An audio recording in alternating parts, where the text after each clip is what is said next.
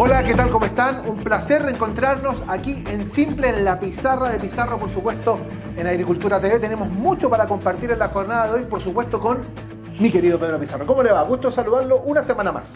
Hola Eugenio, ¿cómo estás? Un gusto conversar contigo, con quienes nos están siguiendo desde su casa, su trabajo, desde arriba del auto. Hoy tenemos una tremenda invitada, vamos a hablar de un tema sumamente interesante y también han ido pasando cosas, hay materias de ley que se han estado anunciando por parte del gobierno, o sea, tenemos mucho para hablar, así que muchas gracias por acompañarnos, muchas gracias a nuestro auspiciador y estamos acá nuevamente en Simple para explicar en forma cómo afecta el día a día, materias laborales y previsionales de cada uno de nosotros. Exactamente. Además, les queremos recordar que ustedes pueden interactuar con nosotros a través de nuestras redes sociales, hacer las preguntas pertinentes del caso, porque hoy día vamos a abordar temas realmente muy interesantes, porque como decía Pedro, tenemos una invitada realmente de lujo. Te cedo el honor de presentarla porque es una mujer que sabe muchísimo y que fue y ha sido muy importante en esta búsqueda de mejorar la calidad de vida de las mujeres.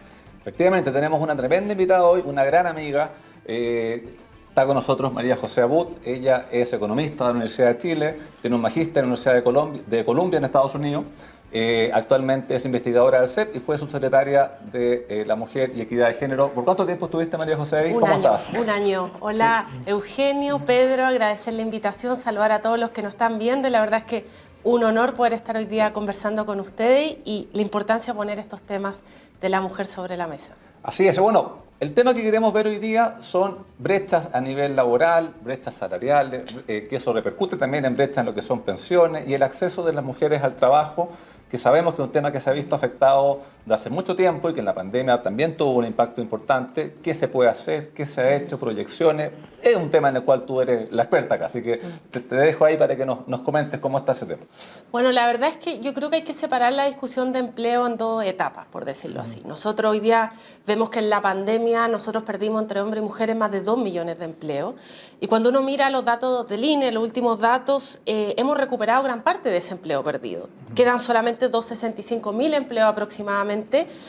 La mayoría de esos son de mujeres, 165.000, pero efectivamente la pandemia hizo que la mujer retrocediera más en participación laboral femenina y yo veo esta crisis como una oportunidad también, porque se evidenciaron desafíos que habían en torno a la participación laboral de la mujer con más fuerza. Y yo creo que ahí el principal desafío es la gran barrera que tiene la mujer para entrar al mercado laboral, que es el cuidado de otras personas, el trabajo no remunerado. Hoy día vemos que los mismos datos del INE, también la encuesta CACEN muestran que la principal razón de la inactividad habitual de una mujer, es decir, que no busca trabajo o no está disponible para trabajar, es por razones de responsabilidades familiares. Nosotros pre-pandemia teníamos a 2.900.000 mujeres en esta situación y hoy día estamos en 3.600.000. O sea, eso habla que con la pandemia hemos acrecentado esta crisis de cuidado, por decirlo así, esta brecha con respecto a los hombres y plantea múltiples desafíos, no solamente en materia laboral, pero también en ese cambio cultural necesario de una mayor corresponsabilidad entre hombres y mujeres. Sí, es un tema bien importante porque hoy en día yo creo que a nivel de las generaciones nuestras hay una mayor conciencia del tema de corresponsabilidad. Probablemente cuando uno lo ve con nuestros padres o nuestros abuelos era un concepto muy distinto, sin duda. Tal cual. Pero tenemos que seguir avanzando mucho más allá. O sea, todos los temas de cuidado son temas de dos y obviamente que siendo de dos son más fáciles, pero es un tema que cuesta ir haciendo ese cambio. ¿Y qué hacemos ahí, José, para que estas mujeres que estaban antes trabajando, que tuvieron que salir por la pandemia, puedan volver? ¿Qué se ha hecho ahí? Porque además, Pedro, hay otro detalle que me parece muy interesante abordar con María José, que es el siguiente, porque tú hablabas de dos dimensiones. Hay una dimensión que es la catastrófica, que fue la pandemia, que golpeó muchísimo el tema del empleo y mayoritariamente a las mujeres. Pero nosotros ya veníamos con una brecha estructural de 22 puntos porcentuales, participación laboral, claro, hombre versus mujer. Entonces el trabajo es doble, porque en el fondo es recuperar lo perdido y de ahí nuevamente ponerse a la mochila y buscar estrechar precisamente esa brecha. Sí, yo creo que acá, bueno, han habido grandes aciertos en política pública. Todo este plan de reactivación económica sí ha tenido un enfoque género, uno lo ve en el IFE laboral, en que se entregaba un incentivo mayor a la contratación de mujeres versus hombres, el mismo subsidio Protege, que es un beneficio monetario de 200.000 pesos para todas aquellas trabajadoras con hijos menores de 2 años, que no tienen derechos a la cuna hoy día, y estas medidas que vienen del gobierno anterior se han extendido en el Plan Chile Apoya al actual gobierno, lo cual es una buena noticia. Pero son medidas transitorias, no son medidas permanentes y tal como tú lo decías, Eugenio, nos hacen cargo de los desafíos estructurales, por decirlo. Y ahí es donde tenemos que nosotros, y esperamos ver una agenda de políticas públicas que apunte a los desafíos estructurales, que al final tienen que ver con los cuidados, por ejemplo. Para quienes nos están viendo, expliquemos un poco, María José, este tema del IFE laboral, el subsidio protege, entiendo que está prorrogado hasta el mes de septiembre, lo último que anunció el gobierno. Y un beneficio que efectivamente nos tocó en su momento diseñarlo y partir con esto en el gobierno anterior. Pero ¿cómo se postula? ¿Cuáles son los requisitos para que las personas que nos están viendo que no lo hayan utilizado puedan ir postulando y acceder a estos beneficios? Al final la pega de nosotros termina cuando los beneficios llegan a las personas. Tal cual. Bueno, el subsidio protege a través de la página del CENSE.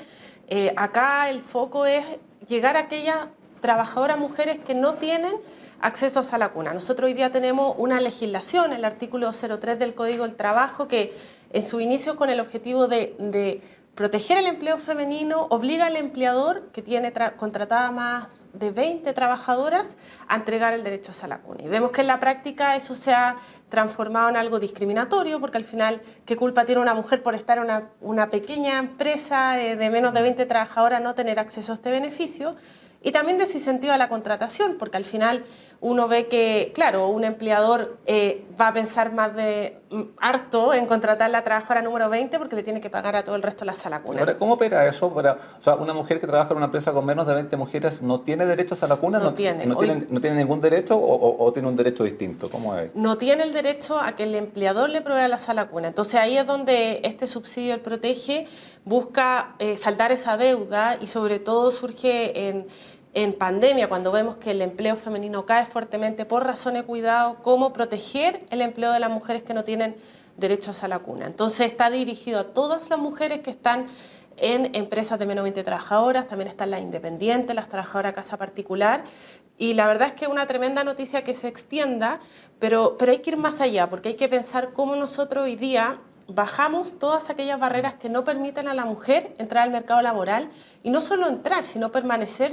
en él en iguales condiciones que el hombre. Porque la brecha no solamente es en estos 22 puntos porcentuales que vienen antes de la pandemia, que sitúan a la mujer como en un 49% de participación laboral versus un 70% del hombre, sino también en el mercado laboral. Nosotros vemos que las mujeres en promedio ganan un 20% menos que los hombres, la brecha salarial del INE, y también vemos que las mujeres, cuando entran al mercado laboral, tienen mayor dificultad para el crecimiento profesional laboral. Uno ve, y bueno, es una buena noticia que en los directorios IPSA llegamos a un 18% mujeres, que es una representación histórica de mujeres en los puestos de directorios, pero todavía en gerencia es al torno un 20% las mujeres versus los hombres. Entonces, hay hartos desafíos aún. Sí, pues ya también vemos que hay una brecha importante a nivel de salario, o sea, una realidad que se comenta habitualmente que en labores semejantes entre hombres y mujeres, en muchos casos el ingreso es menor en el caso de las mujeres que de los hombres, y eso también tiene una repercusión importante en lo que son las pensiones el día de mañana, porque las mujeres tienen un promedio de ingreso más bajo, por consiguiente ahorran menos, y eso súmale que tienen una edad legal de jubilación más baja y una esperanza de vida más alta, y eso te genera una tormenta perfecta a nivel de lo que son las pensiones de mujeres después. Eso de pronto se ha visto que se quiere como legislar el tema de igual trabajo, igual pago. ¿Es una solución real? ¿Se puede ir mejorando este tema a través de normas legales de ese tipo?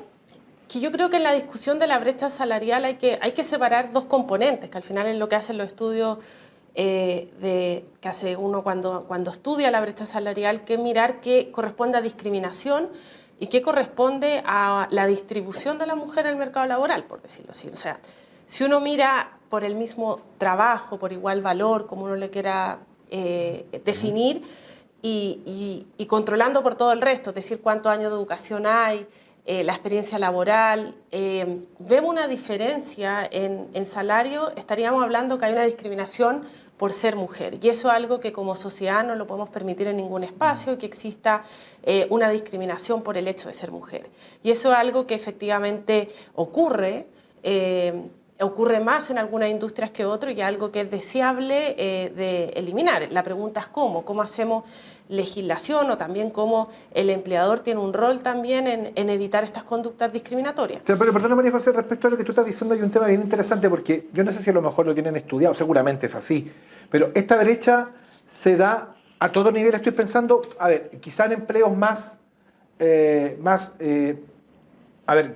calificados, quizá esa brecha salarial uno debiese pensar que la brecha debiese ser menor, que quizá en empleos menos calificados. ¿Se da así o...? Mira, no necesariamente, ¿no? La brecha varía por industria. Al final, lo que nosotros vemos en el INE lo que hace, y este 20% dice, toma todos los salarios, por decirlo, de los hombres versus los de mujeres, y dice, los hombres ganan 20% más que las mujeres. Entonces, claro, uno puede decir cuánto de eso es discriminación, pero sí también este 20%, como tú dices, Eugenio, un indicador de dónde queremos que estén las mujeres y los desafíos que tenemos en materia laboral, porque al final, por ejemplo, uno ve que en sectores que tienen remuneraciones más altas, como la minería, muchas veces, como el mundo STEM, las mujeres tienen una baja representación. Entonces, al final, uno busca, obviamente, cerrar brechas que son discriminatorias, pero también el que las mujeres ganan más tiene un componente de progreso social. O sea, hoy día nosotros vemos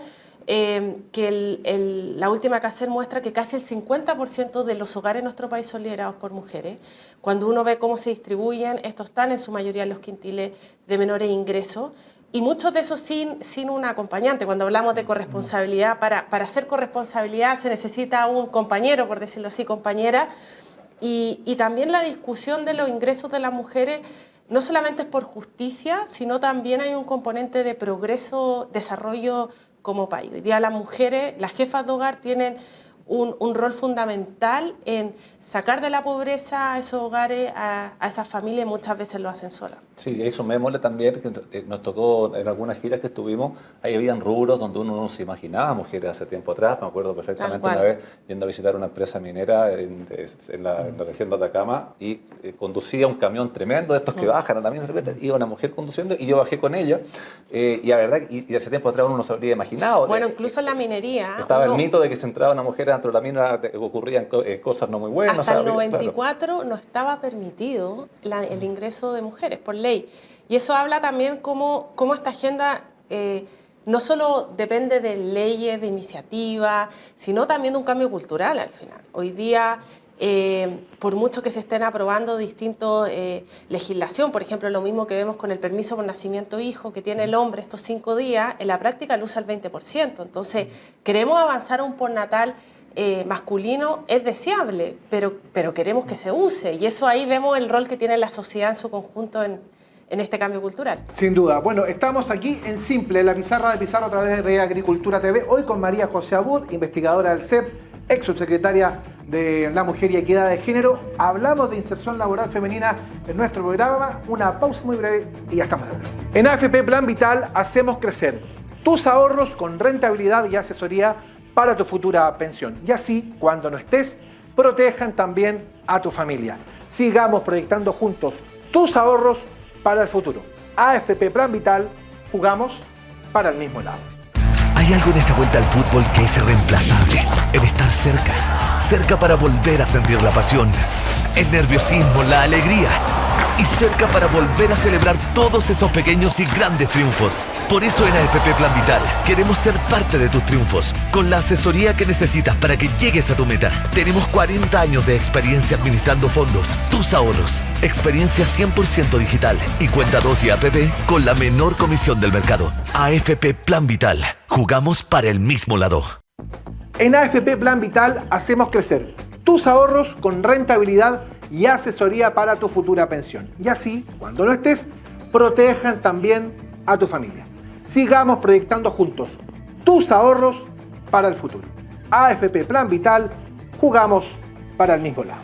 Estamos de vuelta aquí en Simple, la pizarra de Pizarro en Agricultura TV, hoy con una gran invitada, la ex subsecretaria de la Mujer y Equidad de Género, hoy investigadora del Centro de Estudios Públicos, María José Abud. Hay muchas preguntas que están llegando a esta hora a través de nuestras redes sociales, pero antes quiero preguntarle una cosa a Pedro Pizarro a propósito de lo que estábamos conversando recién. Porque mencionaste el tema del aspecto de la mujer y el tema de la pensión. Bueno, en estos días se va a iniciar, si no se inició ya, una ronda de consultas que está haciendo el gobierno respecto a temas previsionales para intentar generar una reforma que ha venido discutiéndose hace mucho. ¿Cómo ves tú eso? Mira, a ver, siempre el diálogo es una instancia positiva, siempre es bueno poder escuchar a varios actores. Ahora, respecto al tema previsional, el tema pensiones, ya tuvimos la comisión Marcel, ya tuvimos la comisión Bravo y creo que el diagnóstico lo tenemos todos más bien claro. Y lo que va a salir de este proceso de diálogo tripartito, uno puede intuir por dónde va a ir. Y las soluciones también están más bien claras, es atacar las fuentes de por qué tenemos pensiones bajas, que es el tema de la informalidad, que es el tema de la cantidad de recursos que se inyectan, que es el tema de las lagunas previsionales, y ahí están, la iniciativa tiene que ir dirigida a los puntos que generan esta baja en las pensiones. Entonces esto se ve más bien como un cierto inmovilismo por parte del gobierno. El proyecto lo podría presentar desde ya y los pensionados no pueden seguir esperando. Si está claro por dónde tiene que ir una reforma, está claro los puntos que se tienen que atacar y no puede estar el país esperando hasta septiembre para ver por dónde van a ir avanzando las legislaciones para el día de mañana. Bueno, uno de los grandes temas que está encima de la mesa también, ¿no? El tema de las pensiones y también hay una brecha en el tema de pensiones importante, producto de lo que decía Pedro, María José, ¿no? Respecto de las lagunas previsionales, básicamente, de la imposibilidad muchas veces de la mujer de poder trabajar y de trabajar formalmente. Así es. Bueno, tiene que ver también con la maternidad en sí. Al final uno ve la trayectoria de una mujer laboral y tiene entradas y salidas probablemente, y eso sin duda al final es un castigo en el monto que tiene de pensión. Entonces también es deseable pensar en un sistema de pensiones que considere ese aspecto y que al final de una forma compensa a la mujer por un rol que le toca asumir que es en beneficio de toda la sociedad, ¿no? Sí, ese dato es súper importante. Al menos hasta el año pasado, en promedio, las mujeres cuando se estaban pensionando habían cotizado 12, 13 años y los hombres estaban entre 18 y 20. O sea, eso también te va generando una brecha importante en el tema. Pero nos queda un tema en el tintero recién cuando estábamos Sí, hablando perdón, acá Ana María Rojas me lo pregunta también. Sí. Quedó pendiente lo del tema del IFE laboral, estoy muy interesada con eso, es una oportunidad de trabajo para mí, me dice. Efectivamente, o sea, el IFE laboral, al igual que el subsidio protege, se postula a través de la página del CENSE, se puede hacer en línea. Y el IFE laboral, ¿quiénes pueden postular? Son las personas que no tenían una relación formal de antes, o sea, que tienen un nuevo contrato de trabajo. Es que este contrato de trabajo sea por un monto no superior a 3 ingresos mínimos mensuales, que es un poco más de 1 millón de pesos. Con eso, subiendo los datos a la página del CENSE con su contrato y manteniendo las cotizaciones al día, las mujeres que nos están viendo pueden postular, los hombres también, pero las mujeres pueden tener un beneficio que llega hasta 250.000 pesos, en el caso de los hombres hasta 200.000. En la misma página también, al subsidio protege, las personas que trabajan en una empresa que tiene menos de 20 mujeres y no tienen derecho a esa vacuna, pueden solicitar ahí el subsidio protege, que son de 200.000 pesos mensuales. Mira, Romina López me dice acá, mira, soy diseñadora gráfica, postulé a un trabajo, me llamaron para una entrevista y me preguntaron si iba a tener guagua pronto. ¿Es legal eso?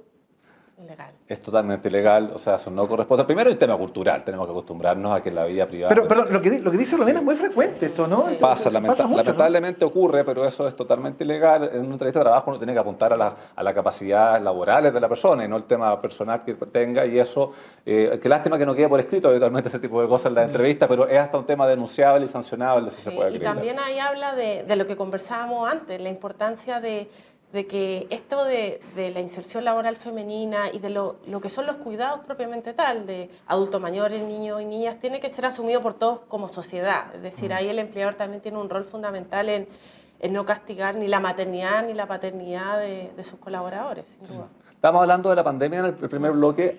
Durante la pandemia estuvo la ley de crianza protegida, que me acuerdo que benefició a muchas mujeres que veían terminando su periodo de postnatal y teníamos la sala cuna y los jardines que estaban cerrados. Más o menos, ¿de qué consistía esa ley?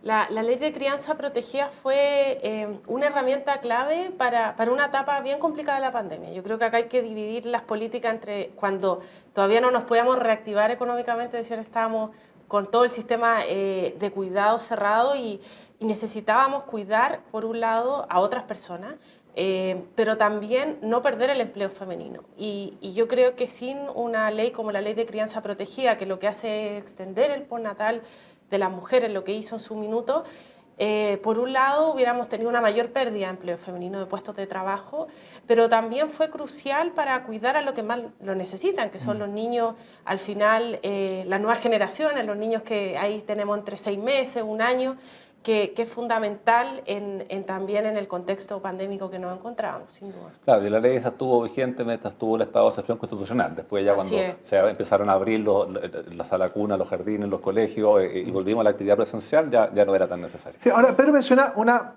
palabra clave en esto, que es el tema de la sala cuna. Y acá Constanza Middleton me pregunta, ¿cuándo se va a eliminar este requisito de que deben haber 20 mujeres para tener una sala cuna? Sala cuna universal ahora, dice.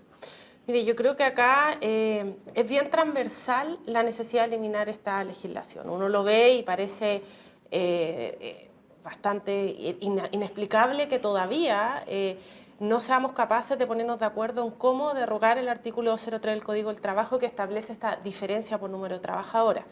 Desde, yo creo que Bachelet 1 que se vienen presentando, Piñera 1 también, distintos proyectos de ley, pero no es fácil el financiamiento sobre todo. Yo creo que hay consenso en lo que hay que hacer. ¿Ese es el problema finalmente, un tema de financiamiento para poder terminar con esto, que es discriminatorio sin duda? Yo creo que es un tema de financiamiento porque es un nivel caro, una sala cuna cuesta entre 300.000 pesos. La idea es pensar en mecanismos que no recaigan 100% en el empleador, al menos que sea compartido con el Estado, porque hay que pensar que si un empleador tiene que pagarlo, eso va a tener un impacto en la contratación de las mujeres. Entonces la lógica es quién se hace cargo, pero que incentive la contratación femenina.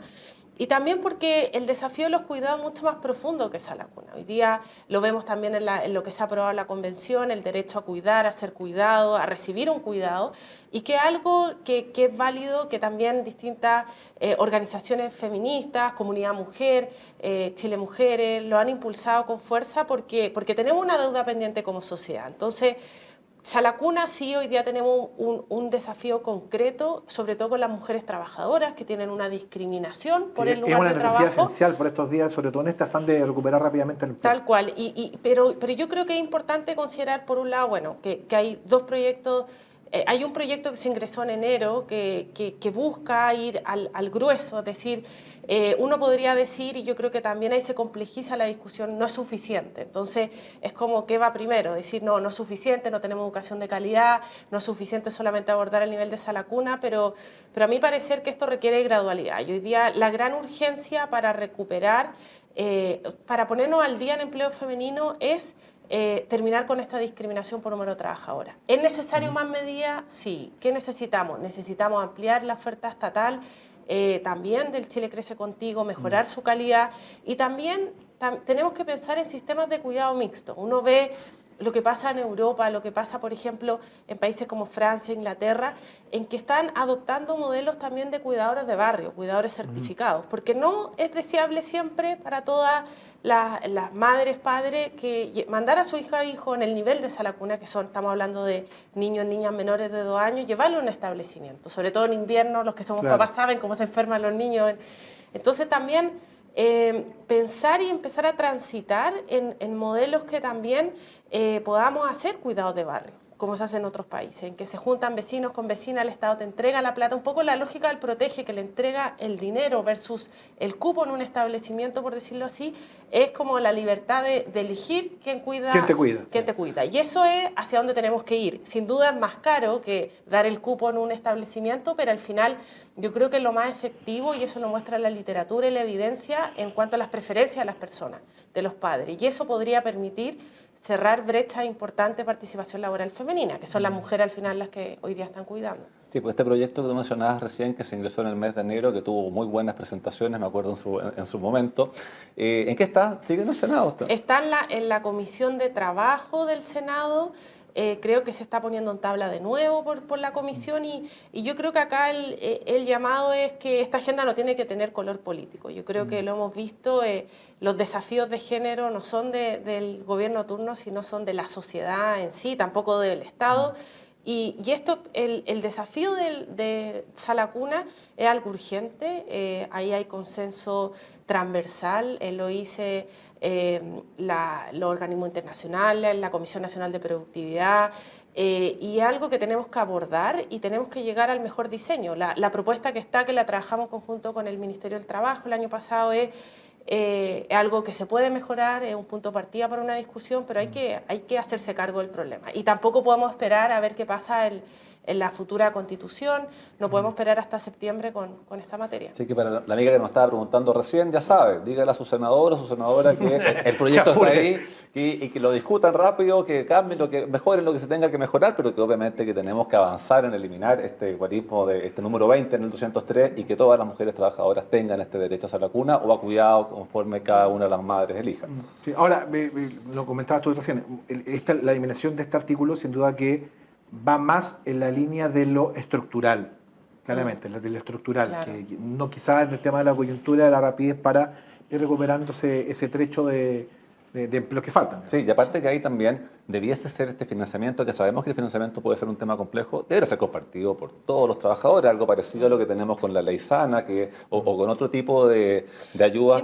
Tiene que tener una lógica de corresponsabilidad incluso en el financiamiento. Al final, Una lógica más solidaria, si lo llamamos en términos de discusión de otros porque al aspectos, final, ¿no? si uno lo mira, es bastante injusto que la mujer se tenga que hacer cargo de este costo, si el cuidado no corresponde a todo. Entonces, yo creo que también hay que mirarlo desde el punto de vista que esta no es la única solución, es un paso importante, no el primero, pero tampoco el último.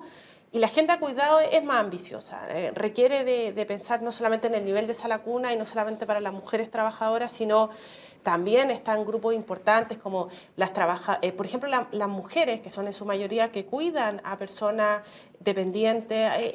Es una discusión importante, una deuda pendiente que tenemos como sociedad y hay que construir de lo que hay, pero sí hay que armar una buena política al respecto. Sí, respecto a los subsidios que estábamos hablando recién, me estaban entregando aquí algunos datos que es importante conocerlo. O sea, la cantidad de mujeres... Saque la chuleta, muestra nomás, si no hay problema. Que esto lo saqué de la rendición de cuentas de la cuenta pública que hace el CENSE todos los años. Entonces este año el director del CENSE, Ricardo Ruiz, que ha hecho una muy buena labor en CENSE, en su cuenta pública, nos contaba que en Subsidio Protege más de 45.000 trabajadores fueron beneficiarias de este subsidio, y de todos los subsidios al empleo del CENSE, que ahí están todos los subsidios para la vuelta al trabajo después de la pandemia, que se han entregado a más de 1.500.000 trabajadores, el 53% de los beneficiarios han sido mujeres. O sea, obviamente que el foco que se ha puesto en mujeres para permitir que puedan ir recuperando la participación laboral que había pre-pandemia, se ha ido utilizando y tenemos que un 53% de estos beneficios han ido concentrados en ella. Creo que es una buena noticia que ese enfoque. Es una buena noticia. Al final uno ve que efectivamente estas herramientas han dado el resultado esperado. Yo creo que cuando uno mira la situación de marzo 2020, es decir, la situación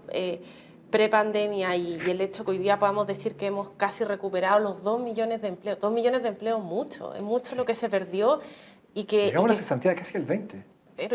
Son números, bueno, la verdad es que muy complejos y que al final vemos en la mujer que tuvo un impacto mayor y eso no ha sido casualidad. Efectivamente acá han habido acciones y ha habido una agenda que ha buscado recuperar ese empleo de la mujer con mayor fuerza que el del hombre, sin duda, porque sabemos que es un empleo al final que estamos al debe y que también, como decía anteriormente, que el empleo femenino también tiene un rol fundamental en el progreso de miles de hogares.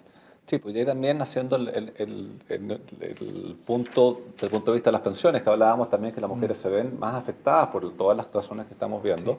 También, obviamente, que la solidaridad que se incorpora en el sistema tiene que tener un foco de mujeres. O sea, bueno, de hecho, el proyecto de ley que se quedó estancado en el Senado contaba precisamente con ese aspecto, ¿no? Había efectivamente, un margen que buscaba precisamente compensar esa brecha. Efectivamente, el proyecto de ley que se aprobó en la Cámara de Diputados, que llegó al Senado, pero que ahí no pudo seguir avanzando, contemplaba un beneficio para hombres y mujeres, y para acceder al beneficio la cantidad de años que había tenido que cotizar las mujeres era más bajo que la cantidad de hombres, reconociendo que cotizan durante menos tiempo, y el beneficio que se entrega en este beneficio que sigue en el Senado era de 2,7 unidades de fomento para las mujeres y 2 unidades de fomento para los hombres. Con eso, obviamente, que la brecha no se termina, pero uno la va reduciendo de a poco, así que tampoco uno va con una sola medida a lograr reducir la brecha completa, o sea, aquí uno tiene que ir por diversos aspectos haciendo que esta se vaya achicando lo más posible. Sin duda. Sí. Bueno, ha sido, creo, un programa muy interesante, muy entretenido, y nos siguen llegando preguntas. Yo la verdad les agradezco enormemente porque tenemos mucha gente que nos está viendo y tengo muy claro que el tema del empleo femenino, dada la coyuntura, dada de dónde venimos, dado de lo que está pasando hoy día y dado también el tema cultural, es realmente un tema muy actual y que cuesta mucho que que finalmente logremos dar pasos sustantivos, es lo que es la idea. Que hay que por lo pronto resolver la urgencia de la que venimos. Pero ha sido, creo, muy interesante, así que yo quiero agradecer muchísimo la presencia de María José, que realmente nos ha explicado de manera muy simple, muy sencilla, cómo es el espíritu de este programa, en qué consiste esto, hacia dónde vamos y hacia dónde deberíamos ir. Muchas gracias a usted, Eugenio, Pedro, por la invitación. La verdad es que ha sido un gusto esta interesante conversación. Bueno, y usted, nos vemos la próxima semana. Gracias, María José, por acompañarnos hoy. Gracias, Eugenio. Próxima semana también estaremos con un interesante invitado viendo aspectos laborales o previsionales, lo más simple para el día a día de cada uno. Así que nos estamos viendo. Gracias a nuestro auspiciador y que tengan una buena semana.